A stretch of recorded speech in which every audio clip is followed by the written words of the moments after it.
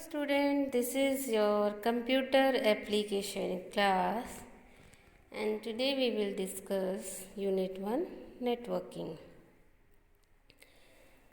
In this class we will discuss www, website, web server, web hosting, TCP/IP, HTML and URL.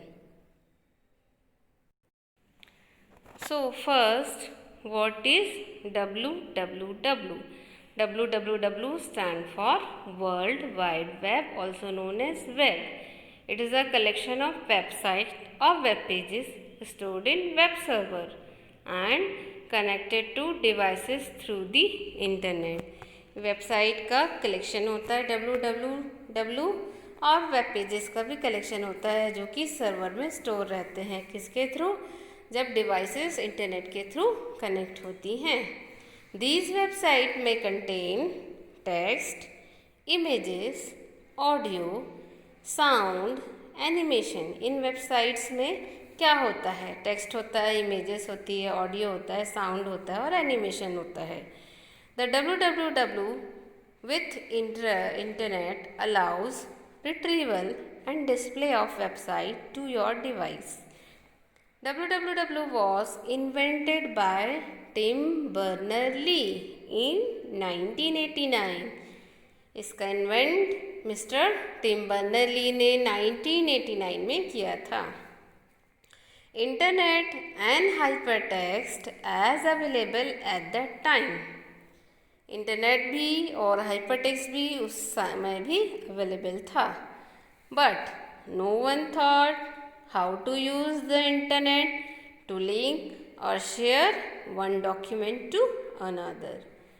Tim focused on three main technologies that could make computers understand each other: HTML, URL and HTTP.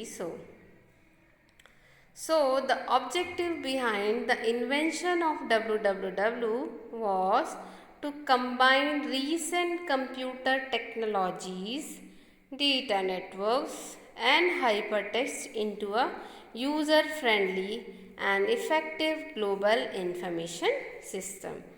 जब Tim बर्नर-ली ने www को invent किया उस समय hypertext भी available था, internet भी available था, लेकिन उस समय लोग इन टेक्नोलॉजीज़ के को इतना नहीं जानते थे.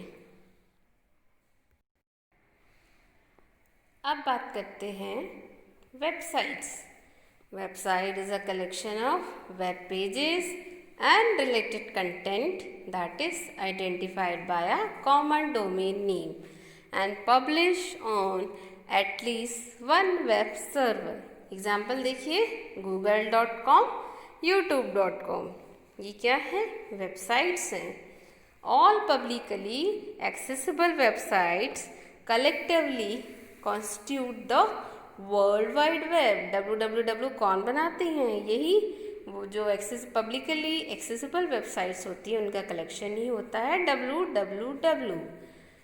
There are two types of websites. First is static website and second is dynamic website.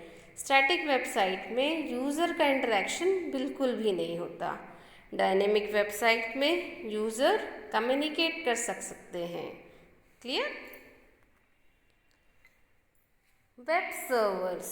Web server is a computer that runs website. It is a computer program that distributes web pages as they are requested. जो web server रहते हैं वो web pages को distribute करते हैं, जहाँ से request आती है वो वहाँ पर उसे सेंड करते हैं. The basic objective of web server is to store, process and deliver web pages to the user. Main objective web server का यही होता है कि वो वेब पेजेस को स्टोर करते हैं, उनको प्रोसेस करते हैं और डिलीवर करते हैं. Web server and clients communicate with the help of HTTP protocol. जो वेब सर्वर और क्लाइंट हैं दोनों कम्युनिकेट तो करते हैं, लेकिन किसके थ्रू करते हैं? एक HTTP प्रोटोकॉल होता है। आगे हम डिस्कस करेंगे कि उन HTTP प्रोटोकॉल के थ्रू कम्युनिकेशन होता है। Web server returns the requested page to client. जब भी वेब सर्वर के पास क्लाइंट की रिक्वेस्ट आती है तो उस रिक्वेस्ट को रिटर्न करता है और रिस्पॉन्स कोड भेजता है, जैसे कि 404। अगर रिक्वेस्ट उसे उस पेज को फाउंड नहीं करता तब उस पर 200 एक कोड भेज देता है। ऐसे कुछ और भी भेजते हैं, ठीक है। अब वेब होस्टिंग क्या होती है? वेब डिज़ाइनिंग करते समय वेब होस्टिंग ज़रूरी है। तो वेब होस्टिंग होती क्या है? Is a service. Web hosting is a service which allows individual or organization to make their websites accessible through World Wide Web. Website is hosted on special computer called web server. Web hosting किस में होती है? एक special computer पे होती है और उसको हम वेब सर्वर बोलते हैं, जो कि हमने अभी डिस्कस किया था। If the site is hosted, users can access the websites और from anywhere in the world, है ना। Website accessible all over world होती है, यूज़र इनको कहीं से भी एक्सेस कर सकता है। To host a website host करने के लिए हमें एक डोमेन नेम और वेब स्पेस की ज़रूरत होती है। आगे हम अभी पढ़ेंगे कि क्या होता है डोमेन नेम। तो वेब होस्टिंग के लिए जो ज़रूरी सर्विसेज हैं वो होनी चाहिए FTP, file transfer protocol upload, email account होना चाहिए, वेबसाइट बिल्डिंग टूल्स होने चाहिए और डेटाबेस होना चाहिए। उसके पहले हम पढ़ेंगे कि TCP/IP क्या है। TCP/IP बहुत मेन प्रोटोकॉल है। तो होता क्या है TCP/IP? पहले हम बताएंगे कि TCP/IP का फुल फॉर्म, यानी TCP/IP stand for transmission control protocol and IP stand for internet protocol. So TCP/IP is a set of protocols developed to allow cooperating computers to share resources across a network. जब भी computers network से connected होते हैं तो उनको कुछ rules, जैसे हम बोलते हैं नियम, उनको फॉलो करना होता है ना। तो इन नियमों को ही हम प्रोटोकॉल्स कहते हैं। और TCP/IP क्या है? Transmission control protocol, internet protocol है। तो कंप्यूटर्स इन प्रोटोकॉल्स को फॉलो करते हुए कम्युनिकेट करते हैं। तो प्रोटोकॉल क्या होता है ये भी हमने बताया कि a protocol is a collection of rules. जैसे आपके ट्रैफिक रूल्स होते हैं, स्कूल रूल्स होते हैं, है ना। वैसे ही इंटरनेट में भी रूल्स होते हैं जिनके थ्रू हम क्या करते हैं? इंफॉर्मेशन को एक्सचेंज करते हैं विद इन टू कंप्यूटर्स, और इन रूल्स को हम प्रोटोकॉल कहते हैं। Protocol also defines the format of data. किस फॉर्मेट में डेटा ट्रांसफ़र होगा वो भी डिसाइड कौन करता है? प्रोटोकॉल्स करते हैं। हम ये बता रहे हैं कि TCP/IP इतना पॉपुलर क्यों है। TCP/IP was develop very early. बहुत समय पहले ही इसको डेवलप कर दिया गया था। तो ये आजकल बहुत पॉपुलर हो गया है और यूनिक्स ऑपरेटिंग सिस्टम इनको सपोर्ट करते हैं। ये TCP/IP मॉडल है जिसमें 7 लेयर्स हैं: application layer, presentation layer, session layer, transport layer, network layer, data link layer and physical layer. तो TCP/IP जो है वो नेटवर्क लेयर, ट्रांसपोर्ट लेयर के बीच के वर्क करते हैं। देखिए, जिसमें एप्लीकेशन लेयर क्या करती है? Defines the rules when implementing specific network application. Typical protocols हम जो आप सुनेंगे उनको मैं बताना चाहती हूँ कि FTP क्या है। FTP है फाइल ट्रांसफ़र प्रोटोकॉल। किसके लिए होता है? फाइल ट्रांसफ़र के लिए। टेलनेट क्या है? टेलनेट भी प्रोटोकॉल है जो कि रिमोट टर्मिनल प्रोटोकॉल है। इसके लिए क्यों यूज़ करते हैं टेलनेट को? For remote login on any other computer on the network. Remote login में यूज़ होता है। SMTP simple mail transfer protocol, ये ईमेल के लिए होता है ना। और HTTP कहाँ यूज़ होता है? वेब ब्राउजिंग में, हाइपर टेक्स्ट ट्रांसफ़र प्रोटोकॉल। आगे हम अभी HTTP के बारे में और डिस्कस करेंगे। तो नेटवर्क लेयर प्रोटोकॉल क्या करता है? It defines the rules of how to find the routes for a packet to the destination. Network layer का काम ये होता है कि जो डेटा ट्रांसफ़र हो रहा है वो पैकेट्स के थ्रू होता है, तो पैकेट को किस रूट के थ्रू हमें ट्रांसफ़र करना है वो डिसाइड करता है। It only gives best effort delivery. ये अपने आप में एक अच्छी डिलीवरी देने की कोशिश करता है।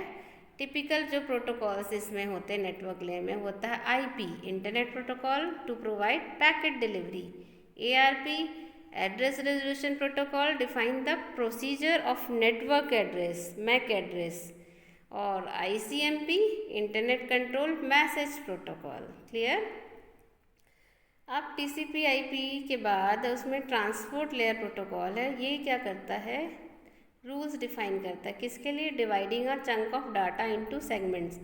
डिवाइड कर देता है डेटा को सेगमेंट्स में। Reassemble segment into the original chunk. जब पूरा डेटा ट्रांसफ़र हो जाता है तो उसको वापस रीअसेंबल करता है। अब इनमें जो टिपिकल प्रोटोकॉल्स हैं वो है टीसीपी एंड यूडीपी। टीसीपी तो हमने अभी बताया था। यूडीपी क्या है? User datagram service. ये क्यों यूज़ होती है? Use when the message to be send fit exactly into a datagram. Use also when a more simplified data format is required. Example देखिए, एसएमटीपी का ये सर्वर है, क्लाइंट और जो सर्वर है उसमें बायडायरेक्शनल डेटा ट्रांसफ़र होता है। क्लाइंट रिक्वेस्ट करता है, सर्वर उस रिक्वेस्ट के अकॉर्डिंग क्या करता है? मैसेज सेंड करता है, डेटा सेंड करता है, पैकेट सेंड करता है थ्रू दीज प्रोटोकॉल्स। अब हमने बताया था कि वेब सर्वर, वेब होस्टिंग के लिए डोमेन नेम बहुत ज़रूरी है। और डोमेन नेम क्या होता है? Every computer has a network address, और नेटवर्क एड्रेस जैसे ये लिखा हुआ है 158.123.132.161.99। सो कभी भी हम जब नेटवर्क पे हैं तो हमें कंप्यूटर एक्सेस करने के लिए उसका नेटवर्क एड्रेस जानना ज़रूरी होता है।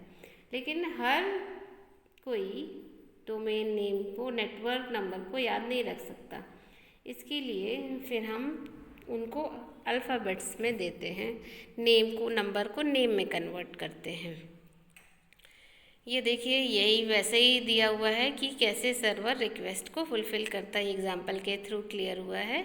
Where is www.yahoo.com, DNS of Yahoo, ये सर्वर है। सर्वर DNS को रिक्वेस्ट फुलफ़िल करता है और जो सर्वर के क्लाइंट्स हैं वो रिक्वेस्ट को देते हैं। अब हम आते हैं HTML। HTML अभी हमने बताया था कि वेब डिज़ाइनिंग में HTML इम्पॉर्टेंट लैंग्वेज है। HTML stand for hypertext markup language. और HTML में क्या करते हैं हम?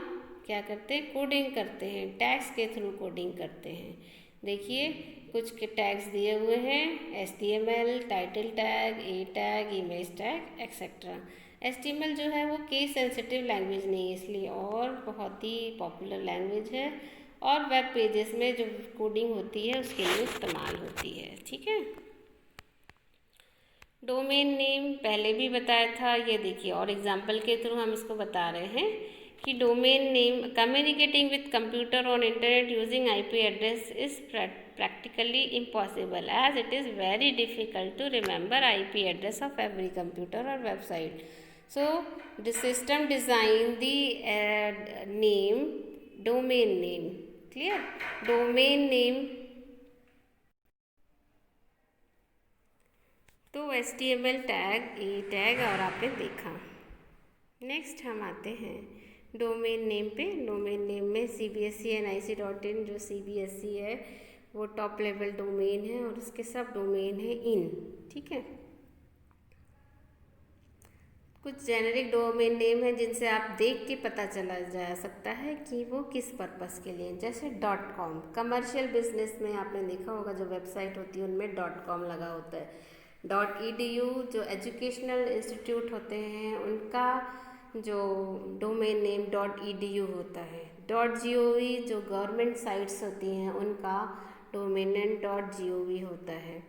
.net ये नेटवर्क ऑर्गेनाइजेशन जितनी उनका होता है। .org ऑर्गेनाइजेशंस के लिए होता है, नॉन प्रॉफिट ऑर्गेनाइजेशन अपना जो डोमेन नेम है .org देती हैं। अब कंट्री स्पेसिफिक डोमेन नेम भी आपको पता होना चाहिए।